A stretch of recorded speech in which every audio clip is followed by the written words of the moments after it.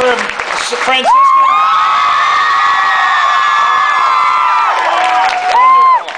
Wonderful. It's great to be here. Thank you so much. Thank you. Well, we love you too. Thank you. It is great to be back home. This is, I know you folks are Ohio, but we sort of consider you part of Western Pennsylvania on our side. It's great to be here. Thank you so much, and what a wonderful reception. Wow, I mean, putting this together in a couple of days. And let me thank Mike. Where did Mike Erna go? Where'd he go? Thank you very much, Mike. Thank you. We're going to do our best. Let me first introduce a few folks who came in with me today. First and foremost, the person who is at my side and rock. She's much prettier than a rock, though. And that's my wonderful and sweet and hard-charging and supportive wife, Karen, who is here with me for.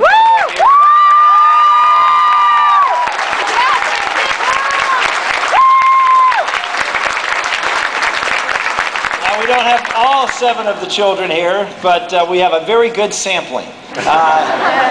It's sort of hard traveling with 7 kids, and as you know, we have a little special gift among our 7 who we don't take out on the road very often. Her name is Isabella, and I just want to thank everybody here, because I know how many people around the country were praying for her when she had a little bit of a health crisis, and she has pulled through wonderfully.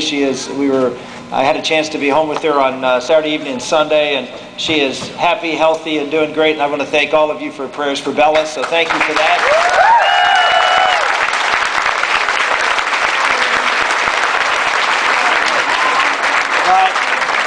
Two of Bella's brothers and one of her sisters is here today, and our oldest boy, John, is here, and our next oldest, Daniel, so those two.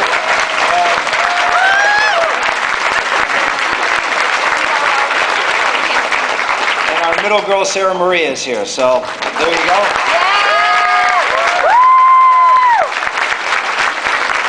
We also have a special treat for us, because we've been traveling a lot around the country, and like I said, we don't get back home to this area of the country very often, and so since we were close to Pittsburgh, my in-laws, Karen's parents, came down to visit us and had breakfast with us this morning, and are joining us here at the rally today, and that's Dr. Ken and Betty Lee Garber are here with us.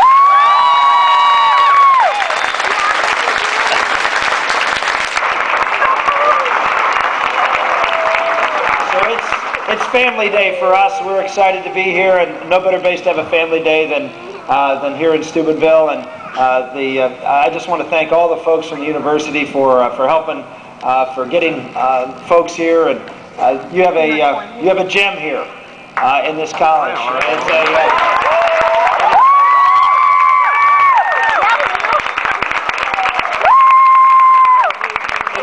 It is a beacon of light for the country. It is a beacon of light for the Catholic Church in a sea of colleges and universities that have gotten dimmer over the decades and centuries in this country. And you folks have provided a very bright and faithful education for children in Catholic thought and in Catholic deed. And I want to thank you for what you're doing here in Steubenville, Ohio, to be that light, that rekindling of the flame of authentic Catholic doctrine. And so I want to thank you all for what you do here. Thank you.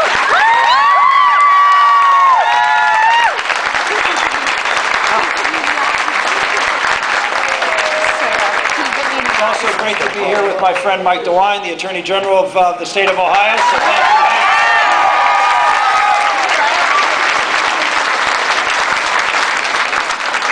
Mike gave our campaign quite a boost last week when he stepped forward and endorsed our campaign and pointed out, I think, what a lot of folks have been saying across this country about where this campaign is headed, and the importance of having the right selection for our nominee. Someone who's got a positive message for the country. Someone who's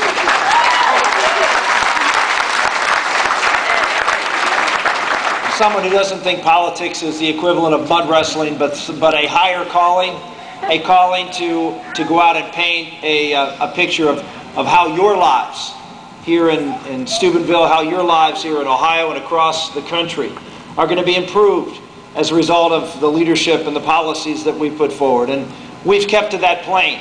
We've been out there talking about the important issues of the day. We've been talking about how we're going to not just rebuild the economy, which is obviously vitally important. We know here, whether it's Pittsburgh or Wheeling or Steubenville and the 3 states and the 3 towns along the river here, it's important to understand that this area of the country has really suffered really emblematically of, if you will, the Rust Belt of this country, where we saw the devastation of the loss of manufacturing jobs, the devastation of radical environmental policies and what they've done to our energy production in this country. Here in southeastern Ohio and southwestern Pennsylvania and West Virginia, coal is a very important part of our heritage. Obviously, for those of you who followed our campaign, it's an important part of my heritage.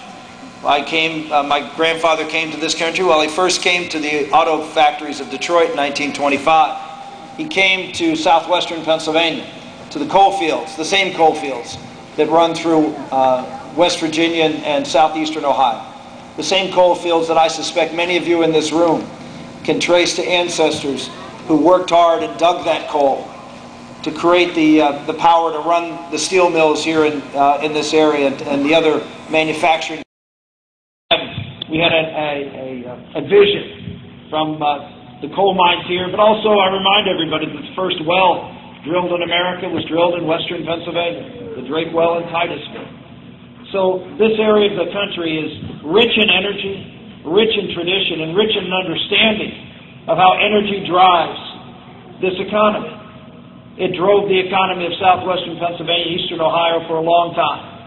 And through a variety of things, yes, problems with management, problems with negotiations, but actually there were bigger problems.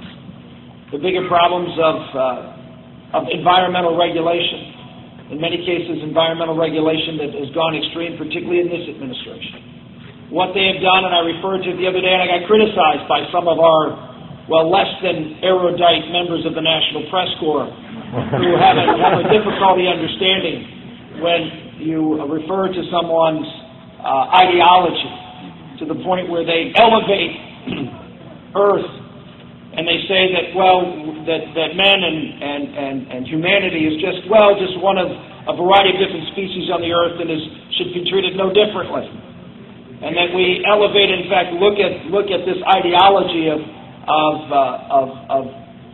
the Earth, if you will, and rise it above the interests of man. Whereas we all know that man has a responsibility as stewards of the Earth. That we are good stewards, and we have a responsibility to good stewards. Why? Because unlike the Earth, we're intelligent, and we can actually manage things.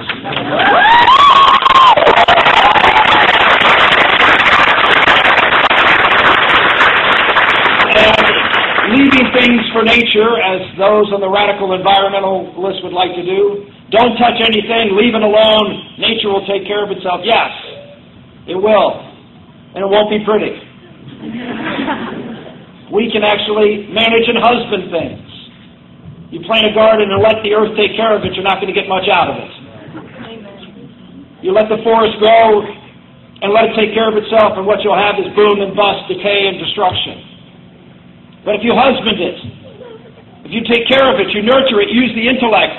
It's so funny, this party that criticizes the right for being anti-science, but when it comes to the management of the earth, they're the anti-science ones. We are the ones who stand for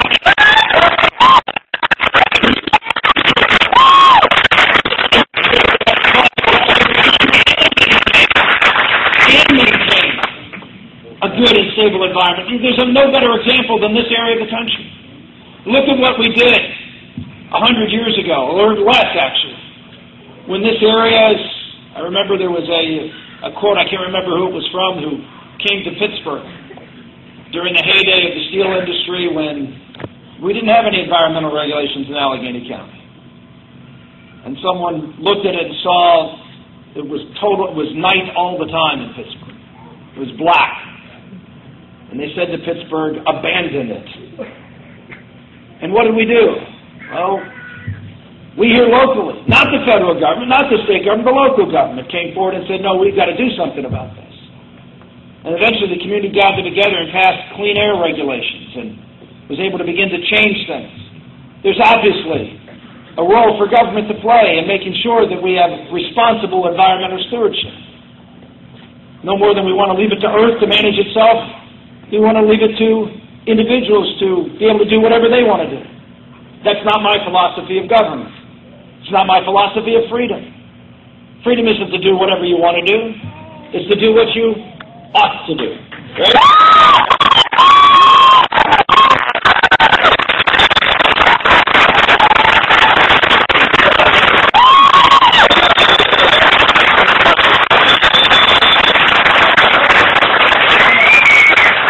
And that is true with the environment. It's to do what we ought to do. We must be good stewards of this environment. But let's use our intellect. Let's use our technology for the benefit of both man and the environment. These are the kinds of nuanced discussions that tend to fly over the heads of folks who want to just divide, who want to just say, oh, you're either for the environment or you're against the environment.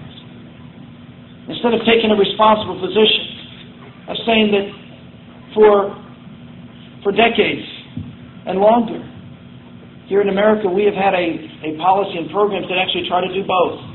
Preserve the environment, provide and conserve it to the extent we can, and also use the plentiful resources that God has given us to provide for the improvement of the quality of life of the people in this country. That's a rational and ordered approach. It's something you probably learned here at Franciscan, right?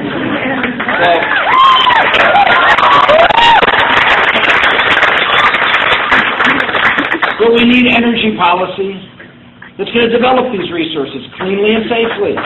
Why? We have an economy that's beginning in spite of the stiff headwinds blowing out of Washington, D.C. On the regulatory front, on the tax front, Obamacare taxes are beginning to take hold now in certain industries like the medical device industry.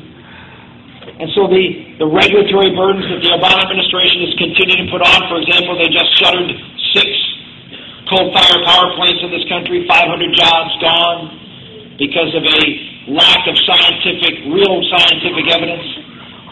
They put forth these phony studies. I referred to global warming as not climate science, but political science.